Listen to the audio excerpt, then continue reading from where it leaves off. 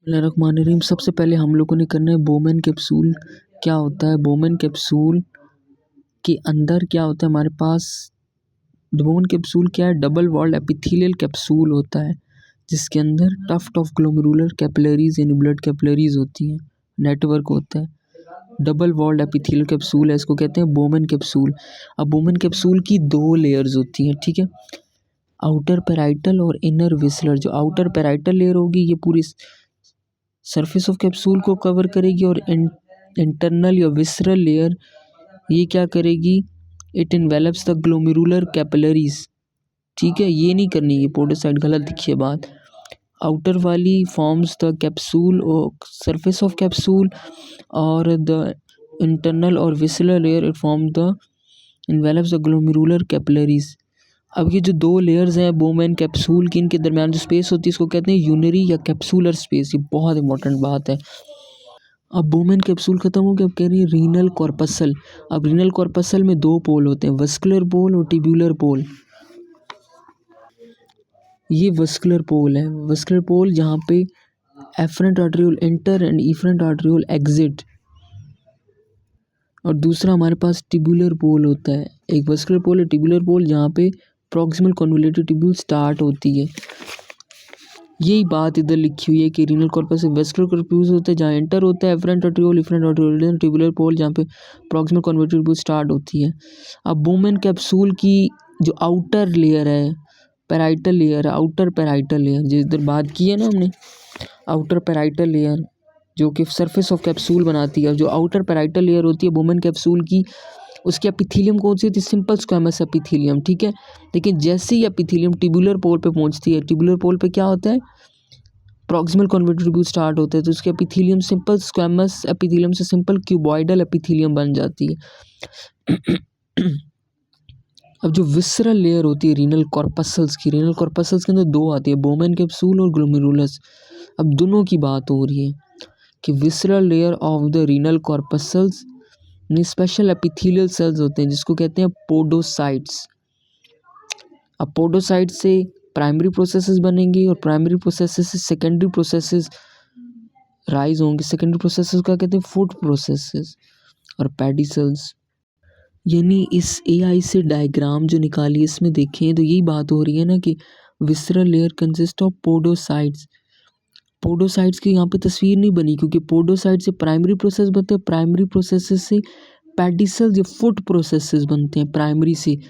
तो food processes की तस्वीर यहाँ पे है, देखिए ये फूड प्रोसेसेस हैं, ये बने हुए हैं ऊपर ट्राइंगुलर। अब ये जो फूड प्रोसेसेस हैं इनके दरमियान जो स्पेस है, यानी फूड प्रोसेसेस का दूसरा क्या नाम हो गया, पेडिसल्स। अब पेडिसल्स के दरमियान जो स्पेस है उसको क्या कहेंगे, between the pedicels are the spaces called filtration split spore. ये स्पेसेस को क्या कहेंगे, फिल्ट्रेशन स्प्लिट पोर्स। अब स्पेसेस को सिर्फ कहा गया है।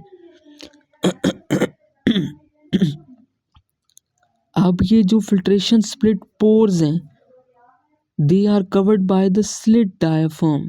ये लिखे हुए ना slit pores, they are covered by the glomerular slit diaphragm. और ये स्लिट डायाफ्राम्स क्या है, अब ये जो फिल्ट्रेशन स्प्लिट में स्पेसेस इसको कवर होते हैं स्लिट डायाफ्राम, ये है।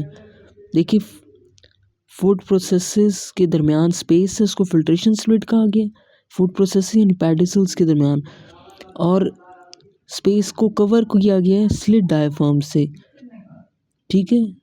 स्प्लिट डायाफ्राम से कवर किया गया। स्लिट डायाफ्राम्स क्या है, दे आर द ऑक्लूडिंग और टाइट जंक्शंस हैं।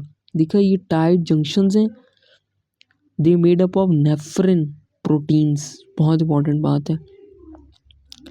फिर इसके बाद आती है फेनेस्ट्रेटेड एंडोथेलियम और पोडोसाइट्स के दरमियान glomerular filtration, glomerular basement membrane होती है,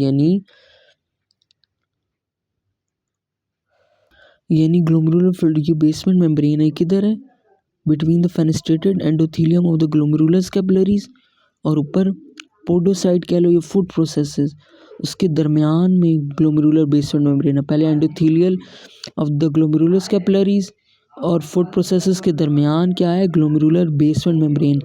अब ग्लोमेरुलर बेसमेंट मेम्ब्रेन की कुछ इंपॉर्टेंस लिखी। ग्लोमेरुलर बेसमेंट मेम्ब्रेन में टाइप 4 कोलिजन होता है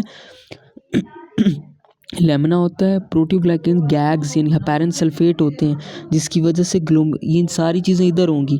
इन सारी चीज़ों ग्लोमेरुलर बेसमेंट मेम्ब्रेन का चार्ज कौन सा आ जाएगा, उसके ऊपर नेगेटिव चार्ज आएगा। नेगेटिव चार्ज आएगा तो नेगेटिव चीज़ें रिपेल होंगी, मतलब प्रोटीन्स वगैरह प्रोटीन्स का भी, लार्जर प्रोटीन जैसे एल्बुमिन उसका नेगेटिव चार्ज होगा ना, तो ग्लोमेरुलर बेसमेंट मेम्ब्रेन से वो पास नहीं कर सकेंगे, क्योंकि ग्लोमेरुलर बेसमेंट का नेगेटिव चार्ज है, नेगेटिव नेगेटिव एक दूसरे को रिपेल करती हैं। अब ग्लोमेरुलर फिल्ट्रेशन बैरियर किन 3 चीज़ों से बनता है, यानी ग्लोमेरुलर जो फिल्ट्रेट होगा, जो पास करेगा हमारे पास ग्लोमेरुलस से फिल्ट्रेट होगा, उसके अंदर रेड ब्लड सेल्स होंगे, उसके अंदर प्लेटलेट्स होंगे, प्रोटीन्स होंगे, लेकिन वो फिर हमारे पास फिल्ट्रेशन में नहीं जाते, क्योंकि बैरियर होता है ना। बैरियर किन 3 चीज़ों से मिलके बना है, fenestrated endothelium of the glomerular capillaries, number 1. Number 2 is the glomerular basement membrane. Number 3 is the, क्या लिखा होगा, number 3 is the filtration slit diaphragm. ये फिल्ट्रेशन स्लिट डायाफ्राम है जो कि प्रेजेंट है बिटवीन द पेडिसल्स। और पेडिसल्स का दूसरा क्या नाम है, फूड प्रोसेसेस, ये सेकेंडरी प्रोसेसेस हैं। पहला एंडोथीलियम, दूसरा ग्लोमेरुलर बेसमेंट मेम्ब्रेन, नंबर तीसरा जो है वो slit diaphragm present between the food processes,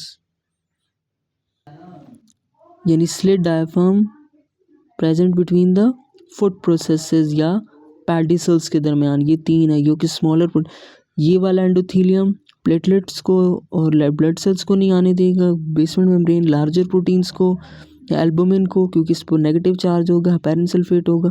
तीसरा वाला जिसको कहते हैं slit diaphragm that is present between the pedicels, small protein को नहीं आने देगा। ठीक है।